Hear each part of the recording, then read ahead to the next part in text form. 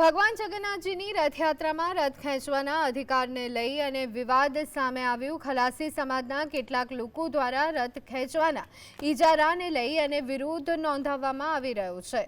આક્ષેપ છે કે વર્ષોથી રથ ખેંચવાનો ઇજારો માત્ર એક જ પરિવાર પૂરતું સીમિત રાખવામાં આવ્યું છે। સમાજના અન્ય પરિવારોને પણ રથ ખેંચવાની તક આપવામાં આવે તેવી માંગ ઉઠી છે। તો સાથે જ રથ ખેંચવા માટે આપવામાં આવતા આઈ કાર્ડની પ્રક્રિયામાં પણ પક્ષપાત થતો હોવાનો આક્ષેપ કરવામાં આવ્યો।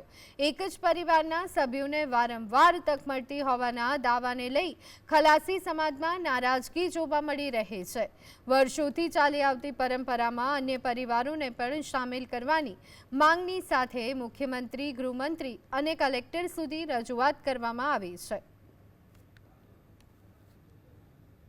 પૂર્વજોએ પણ જાળવી, અમે લોકોએ પણ જાળવી છે। શું થયું છે, કયા મુદ્દા સાથે આપ એકત્ર થયા છો? મુદ્દો તો એવો છે કે સમાજની અંદર એક હતું શાસન ચાલે છે વર્ષોથી। મહેન્દ્ર મફતભાઈ ખલાસ આ જે છે અને એમના છોકરો કૌશલ મહેન્દ્રભાઈ ખલાસ આ લોકો ઘણા વર્ષોથી એક હતું શાસન ચલાવે છે।